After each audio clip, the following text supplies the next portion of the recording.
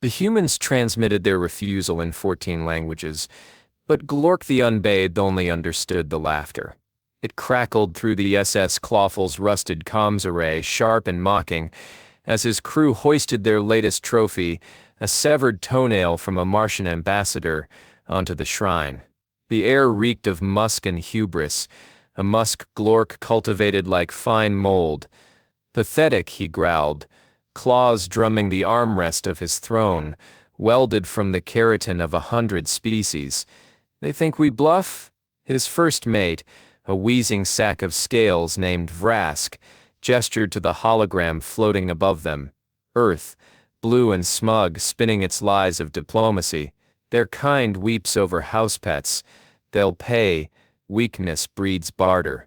But Glork's third eye, milky with the ghost of old conquests, lingered on the human strapped below deck. The diplomat had not wept, had not bargained. Instead, he'd hummed a jaunty tune, while Glork's crew peeled his left pinky toenail, as if the pain were a language he'd forgotten to fear. Worse, the man's eyes held the glint of something Glork had only seen in the void between stars, hunger that outlasted flesh. The human's reply arrived again, this time encoded in a single pixel. Rask squinted. "It's a machine?" Glork leaned in, the image resolved into a blocky contraption adorned with buttons and a grill, primitive, absurd. A relic from humanity's analog infancy. A weapon. A karaoke machine, Rask said, reading the attached glyphs. For singing. The diplomat's chuckle drifted up the vents, warped by the ship's failing acoustics. Glork's spines bristled. Weakness did not laugh. Weakness did not send singing machines to wars waged in toenails and spite. Somewhere in the dark, the human began to whistle. Far below, Earth's oceans churned, oblivious to the neurotoxin seeping into the karaoke machine's speakers, or the wedding DJ orbiting in a coffin of sequins and steel. The galaxy had rules. Glork wrote half of them. But humanity, it seemed, danced to remixes. Chapter 1. The bass thrummed through the floor like a dying man's heartbeat. Jace Morales adjusted his headphones, fingers lingering on the faded sticker his sister had slapped there a lifetime ago. Dance like nobody's bleeding. The irony wasn't lost on him. Above the swaying crowd, holographic doves disintegrated into static whenever someone raised a champagne flute too fast. Wedding guests here didn't know the difference between a glitch and a metaphor. Then again, neither did he anymore. He'd chosen the gold sequin jacket for exactly this reason. Be ridiculous enough, he'd learned, and people stop wondering why you're still alive. The bride, a senator's daughter with a laugh like shattering glass, shouted for him to play something that makes my ex vomit. Jace obliged. As the opening synth of Careless Whisper oozed from the speakers, he watched the room fracture. Drunk uncles lurched into slow-motion fistfights. A flower girl fed cake to a Pomeranian genetically modified to resemble a micro-lion. Normalcy, or the closest Earth could manage these days. His wrist convulsor buzzed. 3 pulses. Urgent. He kept mixing, sweat tracing the scar beneath his left ear where a Varaxian sniper's round had grazed him last winter. The music was his alibi. Finish the set. Smile. Let them think he cared. The second buzz came as the bride's father projectile cried into the fondue fountain. Jace ducked behind the DJ booth, peeling off his sequined gloves. The message glowed blood orange. Hail taken. Glork's Claw, Orbit Dock 7. Come dirty. He stared at the last 2 words. Come dirty meant no gear, no backup, no forgiveness. The kind of mission where they'd disavow him twice, once if he failed, again if he succeeded. His fingers found the crumpled photo in his pocket before he could stop them. A younger version of himself grinned beside a woman in a lab coat, her smile sharp enough to cut glass. Mari, sister, gone. The botched op in Jakarta played in his skull like a corrupted file, her voice crackling over comms. Jace, they've got kids in here. His own snarled reply. Stay put. We do this by the book. Then silence. The official report said, Nanobot malfunction. The wedding guest's laughter curdled into static. He was already in the service elevator when the bride's brother stumbled in, holding a bottle of tequila and a poor life decision. "Yo DJ, play Despacito." Jace broke his nose with a microphone stand. The crunch felt like penance. Orbital Dock 7 wasn't a dock so much as a tumor grafted onto the underbelly of a derelict cargo hauler. Jace floated through its ribcage of corroded beams, the scent of recycled oxygen tinged with something fungal. They'd told him to come dirty, so he'd come unarmed, unless you counted the neuropen filled with enough stimulants to resurrect a mastodon. Not that it mattered. Glork's kind didn't die easy. Commander Lyra Voss awaited him in the shadow of a gutted mech suit, her posture telegraphing fury in 6 languages. 5 years hadn't softened her edges. If anything, the scar bisecting her left eyebrow made her look more like the woman he remembered, the one who'd kissed him in a medbay after Jakarta, her mouth tasting of antiseptic and unspoken blame. "You reek of tequila and poor choices," she said. "Keeps the nostalgia fresh." He nodded at the hollow screen behind her, where Glork's ransom demand looped.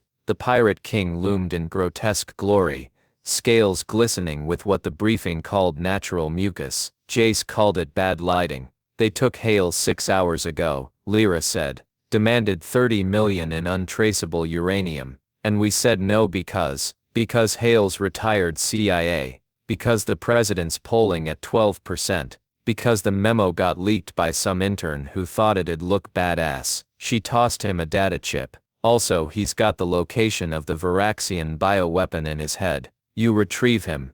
We might pretend you're not a war criminal." Jace studied the chip's contents. Blueprints of Glork's ship, the SS Clawful, a trash heap of scavenged tech, weak points marked in red. His gaze snagged on a footnote. "Crew obsession Toenail trophies. Ritualistic. You want me to pedicure them to death." Lyra's smile could have flash-frozen Venus. "We want you to do what you did in Jakarta. Clean up." The elevator's crunch echoed in his bones. Mari's face flickered behind his eyelids. "I'll need a disguise. Already sourced." She kicked a crate open. Inside sat a karaoke machine straight from the 1980s, its wood paneling peeling like sunburnt skin. "You're joking." Glork collects quaint Terran artifacts. Last month he paid 6 figures for a Tamagotchi. She patted the machine's side. "Speakers are loaded with aerosolized neurotoxin. You'll have 5 minutes after activation before your own lungs melt." "Charming. You'll pose as a sentient minstrel." "Their word, not ours." He ran a hand over the machine's faux wood grain. "A coffin with a disco ball." Mari would have laughed. Lyra hesitated. "Jace, Hale's not what you think. He'll try to manipulate you. Aren't we all?" She didn't stop him as he climbed into the machine. The padding smelled of mothballs and dead hope. The Clawful's docking bay reeked of ammonia and poor life choices. Jace's view through the karaoke machine's grill was a fishbowl nightmare. Glork's crew lumbered past, their scales oozing psychedelic mucus, claws clicking against floor grates crusted with toenails, thousands of them, human, Varaxian, something that looked suspiciously velociraptor. A guard with horns like overcooked ramen noodles poked the machine. "Disgusting," it hissed. "Why do we keep this as?" "Because," croaked a voice from the shadows. "It amuses me." Glork's entrance required no fanfare. He simply existed louder than everything else. A 9-foot wall of reptilian smugness. His claws stained the burnt orange of old blood. Jace's pulse spiked. Not fear, anticipation. The Pirate King circled the karaoke machine. "Pathetic," he rumbled. "But humans are pets who've forgotten their teeth." His claw tapped the play button. Jace had prepared for this. He'd loaded the authentic 20th century experience himself. Livin' la vida loca. Glork recoiled. "What is this cacophony?" "And nostalgia, sire," stammered Ramen Noodle. "The humans cherish it. Cherish pain, perhaps." Glork's tongue flickered, tasting the air. "No matter. Our guest requires entertainment." "Guest. Hale." As guards hauled the machine down corridors dripping with bioluminescent sludge, Jace's mind raced. The neurotoxin trigger itched beneath his finger. He'd seen the schematics. The Clawful's ventilation system was a joke. The gas would flood the ship in minutes, but first he needed Hale alive. The guest suite was a cell with a view, a reinforced glass wall overlooking a churning vat of acid. Hale sat cross-legged on the floor, humming La Cucaracha. Retired CIA looked good on him. Silver hair, a dad bod wrapped in a Hawaiian shirt, eyes like smoked whiskey. Ah, Hale beamed as guards shoved the karaoke machine inside. You brought karaoke. Does it do Sinatra? Glork's snort rattled the walls. Sing, little machine. Lull this worm into complacency. The guards left. Jace waited 8 breaths, the exact time it took Mari to die, back in Jakarta, before triggering the voice modulator. Hale, you've got 3 lies to convince me not to gas us all. The old man didn't blink. Lie 1. I'm worth saving. Lie 2. Glork's the real enemy. He leaned closer, smile never wavering. Lie 3. You're here for the mission. Jace's finger hovered over the toxin release. Try truth. The bioweapon's already on Earth, in the water supply. Glork's just the middleman. Hale's grin turned feral. And you, Agent Morales, you've been playing the wrong song this whole time. Outside, alarms wailed. Something massive shuddered, the ship lurching into FTL. Through the grill, Jace saw Glork's silhouette in the control room, roaring orders. Hale pressed a palm to the glass. Tick-tock, DJ. You here to clean up, or dance? The neurotoxin tickled Jace's throat. Somewhere, Mari laughed. Chapter 2. The neurotoxin's sweet metallic tang lingered in Jace's throat like a half-remembered lie. He'd disabled the trigger, but the machine's speakers still hummed with latent poison, a promise coiled in the belly of this rusted, reeking beast of a ship. Through the karaoke machine's grill, Hale's face loomed, cracked into a grin that belonged to a man who'd made peace with the abyss. You're either brilliant or the last idiot left standing, Jace muttered, his voice modulator distorting the words into a robotic croon. Hale leaned back, fingers laced over his stomach like a retiree sunning on a porch. Son, when you've interrogated warlords with a corkscrew and a kazoo, you learn to spot the melody in the noise. Glork's not our problem. The bioweapon's already swimming in the Chicago River. Jace's jaw tightened. Chicago. Mari had loved that city. She'd dragged him to a jazz bar there once, 2 weeks before Jakarta, her laughter blending with the saxophone's wail. Now her ghost lived in every gap between his orders and his instincts. The ship groaned, its hull protesting as it tore through a patch of unstable space-time. Bioluminescent sludge oozed down the cell walls, casting Hale in a sickly green halo. Somewhere beyond the dripping gloom, Glork's crew barked in guttural tongues, their claws clacking against metal in a rhythm that made Jace's molars ache. Toenails. They were counting toenails. They'll come for you soon, Jace said. To collect your trophies. Hale shrugged, rolling up his sleeve to reveal a forearm dotted with crescent scars. Took 12 from me already. Turns out I've got a high pain threshold and low self-esteem. His eyes sharpened. You've got maybe 10 minutes before they realize your karaoke act's a dud. Find the mechanic. What mechanic? The one with the missing claws. He's got a family to protect. Sound familiar? The machine's padding pressed into Jace's ribs, smelling of mildew and the vanilla air freshener some bureaucrat had sprayed inside to humanize his coffin. Family. Crix's name hadn't been in the briefing. Then again, neither had Hale's knack for psychological warfare. Jace slid out of the machine's rear panel, the motion practiced, silent. The corridor outside pulsed with the ship's a rhythmic heartbeat, a fusion core on life support. He moved like smoke, hugging shadows that smelled of burnt hair and overcooked pork. Glork's crew had a hierarchy written in keratin.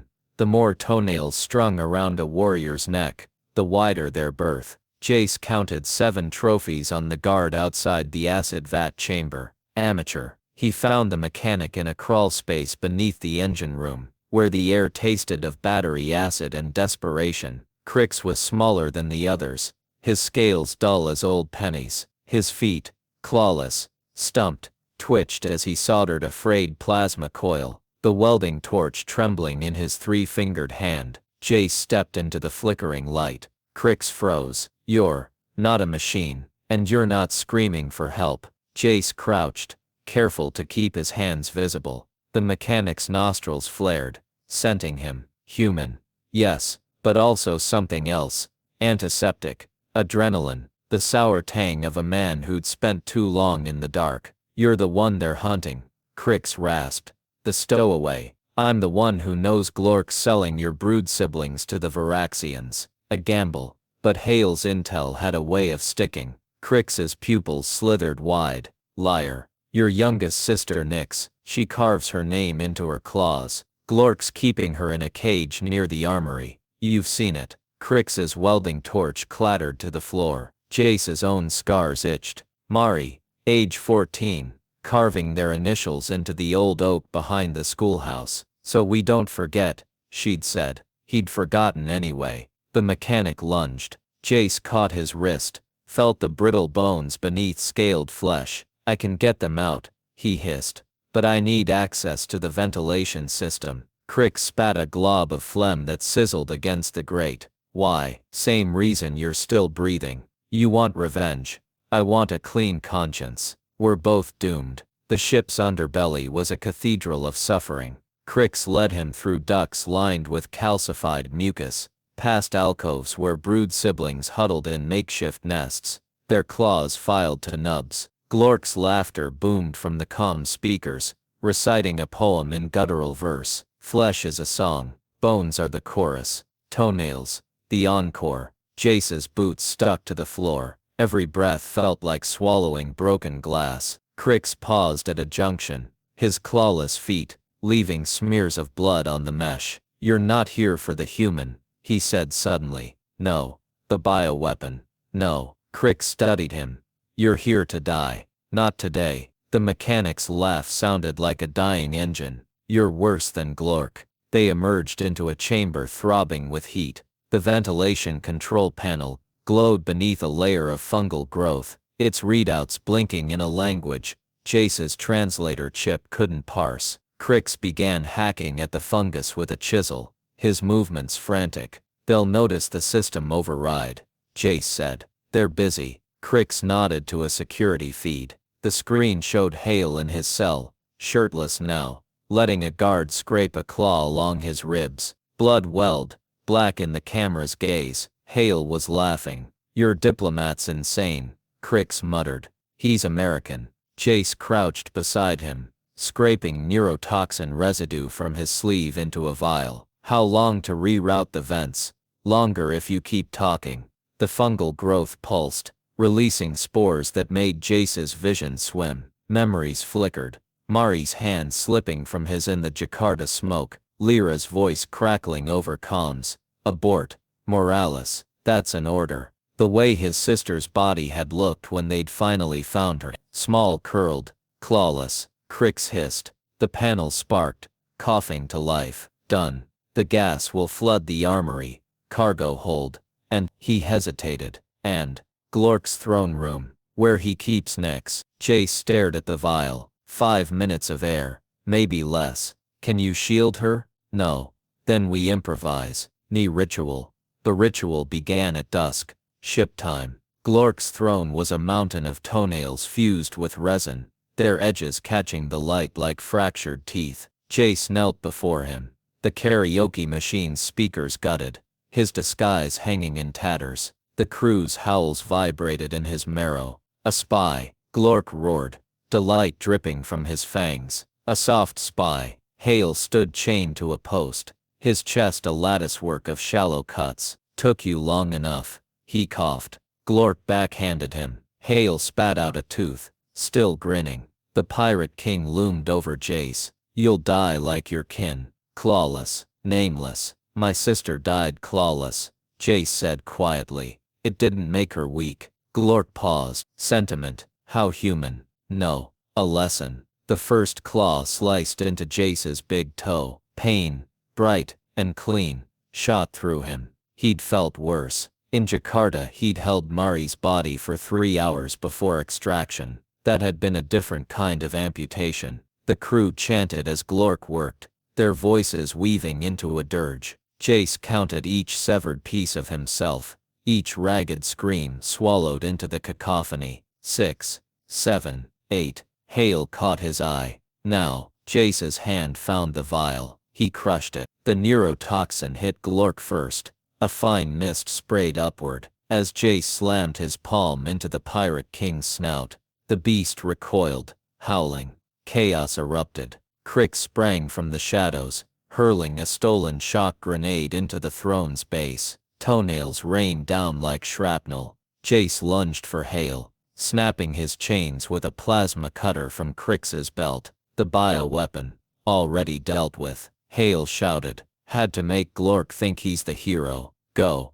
Not without the brood. Crix was at the armory door, fumbling with the locks. Nyx's claws scrabbled against the metal from within. Glork surged toward them, mucus hardening into amber armor, his eyes bleeding hate. Jace grabbed the nearest weapon, a broken speaker from his karaoke machine. He thumbed the volume to max. Livin' La Vida Loca. The sound wave hit Glork's mucus shield like a fist. It shattered. The Pirate King stumbled, roaring. Go. Jace shoved Hale toward Crix. Get them to the escape pod. You'll die. Dance first. Die later. The last thing he saw was Crix herding the brood siblings into the vents, Nyx's claws gleaming like a promise. Then the neurotoxin reached his lungs, and the world dissolved into static. Somewhere, Mari laughed. Somewhere, Lyra whispered his name. Somewhere, a wedding crowd cheered as he cued the next track. Chapter 3. The neurotoxin was a lover's whisper in Jace's veins, soft and lethal. He crawled through the ship's innards, each breath a negotiation with collapse. The walls here pulsed like a diseased heart, mucus thickening into amber where the poison had seeped.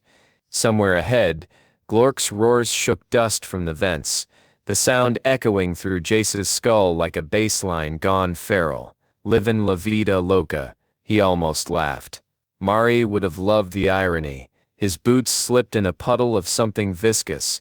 The floor here was a mosaic of toenails, their edges curled like dead petals. Hale's voice floated through the comms, calm as a surgeon's scalpel. Surrender's just another kind of victory, Glork. Think of the ballads they'll sing. Jace pressed his forehead to the cold metal. Ballads. The word tasted like Jakarta rain. He could still see Mari's fingers drumming on the medbay cot, her hum harmonizing with the heart monitor's beep. You're such a downer, Jace. Live a little, or die trying. She'd grinned then, blood staining her teeth pink. A tremor rocked the ship. Alarms warbled, their pitch warped by the neurotoxin's residue in the air. Jace dragged himself toward the armory, following the scent of ionized plasma, Crix's last gift. The mechanic's brood siblings had escaped, their tiny claws clicking a staccato rhythm in his memory. Nyx had paused at the vent's mouth, holding up a severed toenail like a trophy. For you, she'd hissed. He'd pocketed it. A promise, not a prize. The armory door hung ajar, its edges chewed by acid. Inside, Hale stood bathed in the sickly glow of the bioweapon's containment pod. It floated, beautiful and grotesque, a crystalline teardrop filled with liquid shadow. Took you long enough, Hale said, not turning. Jace leaned against the doorframe, his vision doubling. You're supposed to be negotiating, not sightseeing. Negotiations done. Glork's sending a surrender beacon to Earth as we speak. Hale tapped the pod. This is the encore. The bioweapon shifted, its darkness coalescing into something skeletal. Jace's skin prickled. You lied. It's not in the water supply. Yet, Hale's smile was a razor wrapped in silk. Glork's got a buyer on Luna. But he'll trade it for a pardon and a parade. Vanity's a Hale-Luva drug. Jace's hand drifted to his neuropen. Orders, eliminate Hale if compromised. The syringe felt heavier than a star. Why? Because redemption's a team sport, kid. You don't get to hog the ball. Hale finally faced him, eyes reflecting the bioweapon's void. Your sister, Jakarta. You think martyring yourself here fixes that? The air thickened. Jace's comms buzzed. Lyra's frequency. He let it ring. You're a hypocrite, Jace said. I'm a realist. Glork dies, another pirate pops up. But a reformed Glork, that's a story Earth can sell. Hale stepped closer. Your call, Morales. Pull the trigger or change the track. Memories crashed like waves. Mari's laughter as she hijacked his DJ set at her 16th birthday. The way she'd looked at him in Jakarta. Not fear, but fury. You're really gonna follow orders now. The comms crackled. Jace. Lyra's voice stripped of its ice. Stand down, please. He dropped the neuropen. The throne room stank of burnt keratin and regret. Glork hunched over his comms console, mucus armor cracked, claws chipped. The surrender beacon pulsed, a holographic olive branch rotating above his head. Weakness, the Pirate King snarled as Jace entered. Your diplomat thinks me a fool. He thinks you're human. Jace limped closer, his missing toenails throbbing in time with the ship's shuddering engines. Worse sin, right? Glork's laugh rattled the bioweapon pod in Jace's grip. You reek of mortality. Why spare me? Not you. Them. Jace nodded to the security feed. Nyx and her siblings boarding an escape pod, Crix's clawless hand guiding them. The Pirate King stilled. Sentiment. Justice. Glork surged. Jace ducked, slamming the bioweapon pod into the throne's base. The crystal shattered. Liquid shadow erupted, swallowing the light. Chaos had a texture here. Thick. Greedy. Jace's lungs burned as the void crawled over him. Somewhere Hale whooped. Attaboy. Glork's howl split the dark. You dare? Jace groped for the karaoke machine's remnants. His fingers closed on a severed speaker.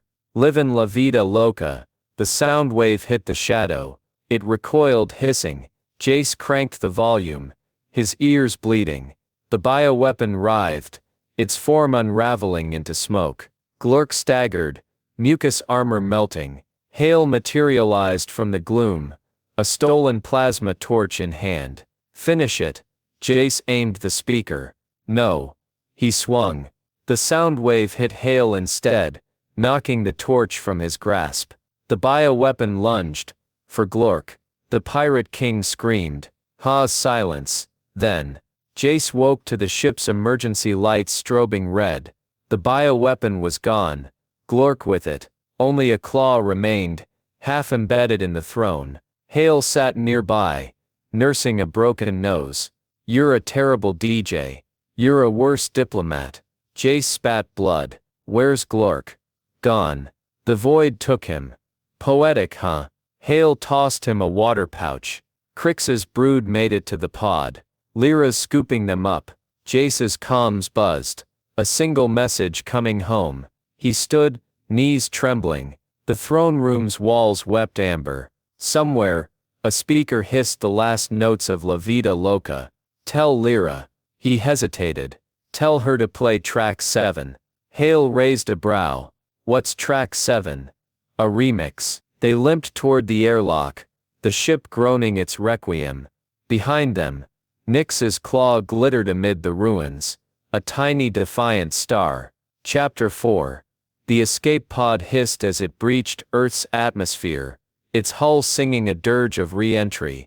Jace Morales pressed his palm against the cold viewport, watching the planet swell from a blue-green marble into a fractured mosaic of clouds and city lights. The pod's oxygen recyclers wheezed, their rhythm syncopated with the arrhythmia in his chest.